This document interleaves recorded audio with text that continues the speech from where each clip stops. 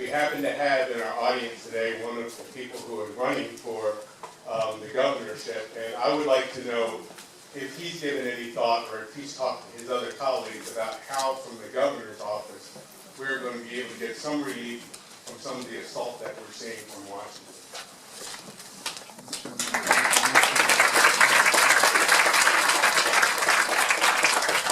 So I was just getting ready to grab the microphone and respond to the sanctuary city question. So apropos of that first, I've just introduced legislation that would address that issue, because while we have a lot of forward-thinking mayors and governing bodies that understand the importance of making their cities a sanctuary city, we also have a lot of mayors and governing bodies who are worried about what that impact will be on their municipality in terms of, will the federal government take away money, will we be punished in some fashion? And so what I believe we ought to do is make New Jersey a sanctuary state and take... So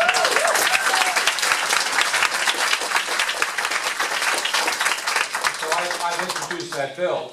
I will be honest with you, there's a guy who occupies the governor's office for the next 11 months who I don't believe will sign that, but I do believe we need to work towards it. I think fundamentally, if I'm fortunate enough to be the next governor, the person occupying that office has to draw a very bright line, that the New Jersey governor and the law enforcement mechanisms through the Attorney General's office and the people that get appointed to the Supreme Court are going to have to stand in the breach to defend New Jersey for all of the progressive values that we have come to accept and perhaps take for granted. We're going to have to protect those rights here in New Jersey. But we're also going to have a very serious conversation amongst ourselves that these values that we hold so dear and for so long have taken for granted because the federal government was assumed to be the guarantor of them and perhaps is no longer, we're going to have to fight for them and understand that that fight may not be free, that there may be costs to it. But I think that the day we start giving up our principles and our values because it costs us something is the day those principles and values don't mean anything.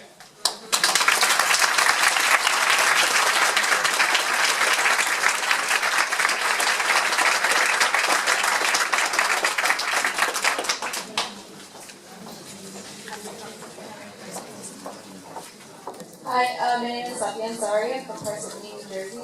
My question is about the Affordable Care Act. So, if the Affordable Care Act is repealed and there's no adequate replacement, how much can the New Jersey state government do in response to that? What's the problem? Good question. Maybe we should ask our gubernatorial candidate. So I think the answer is that the states can't do this. There are things the state can do, there are things New Jersey should have done, but hasn't. We've done some good things, expanding Medicaid among them, but it's a huge dollar issue, and New Jersey doesn't have a nickel to spare, honestly, because of our fiscal situation. So we really can't look to the states replacing what Obamacare has accomplished. There are, among the many proposals being floated, the trial balloons being floated by the one or two remaining moderate Republicans in the U.S. Congress, is the idea that states could essentially preserve the Affordable Care Act as an option. I don't see that happening. But there will be, down the road, more state flexibility. And the states can do a lot, but what they can't do is pay for it. So that's really the critical item in Washington. There are lots of other parts of the law that need to be preserved in order to keep the system whole. But the money is just the most critical thing. States can't do that. We have time for maybe one or two more questions. Right here, the lady I said I was going to get back to you, and this gentleman. And of course, yes.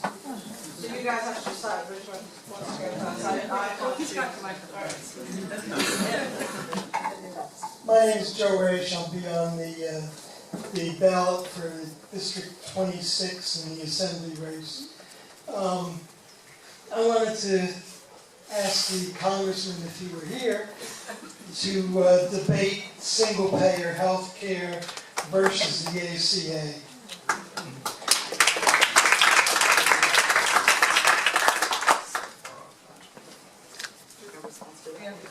We don't have our congressman here to answer. I just hope he'll answer one of these days, yeah?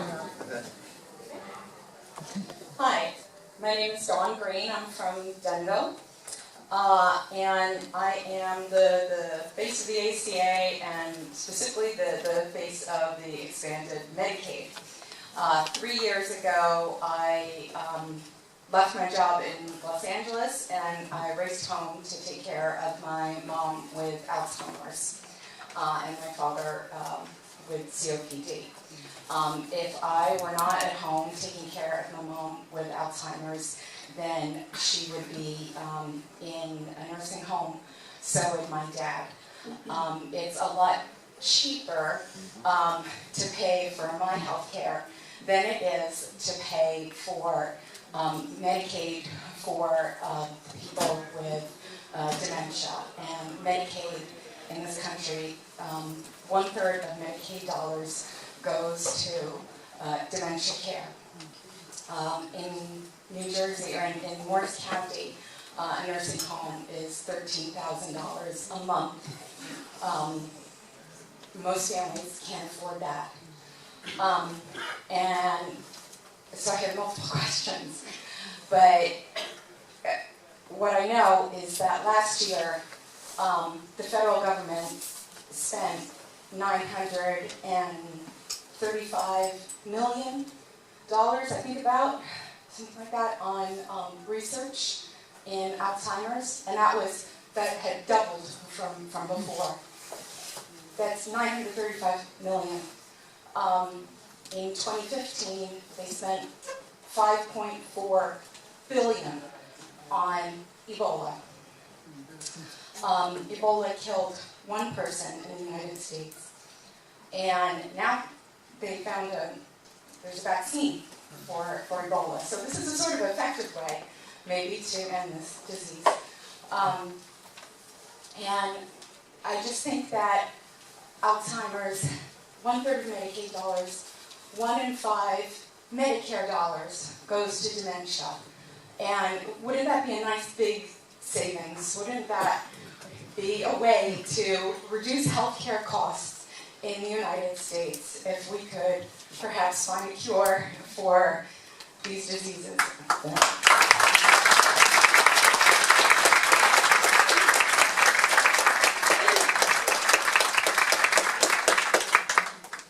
Thank you, John. That was very touching. I wish the congressman was here to actually look you in the eye and answer the question you've asked.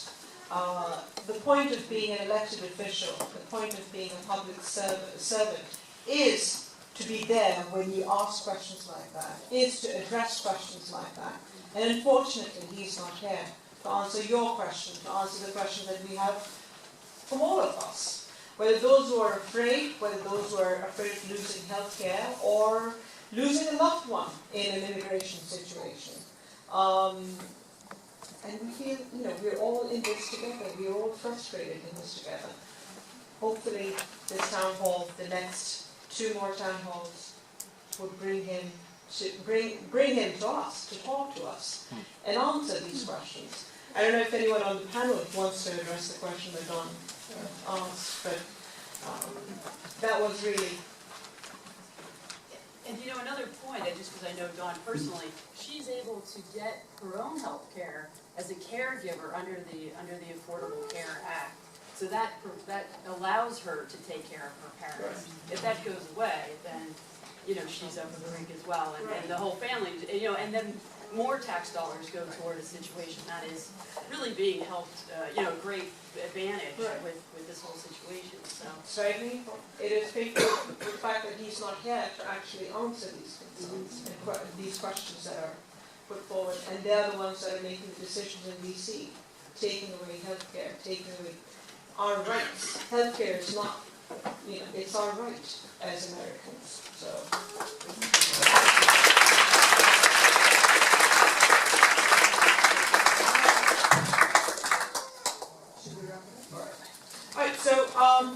It's almost 9:15. I just want to thank everyone. I want to thank our panel.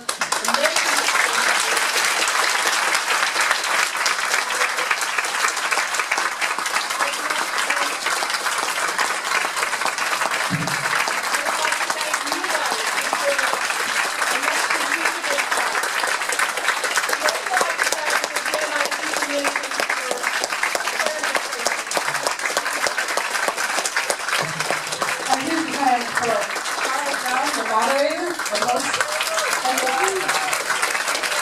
incredible force behind the second town hall meeting. I want to thank the entire staff.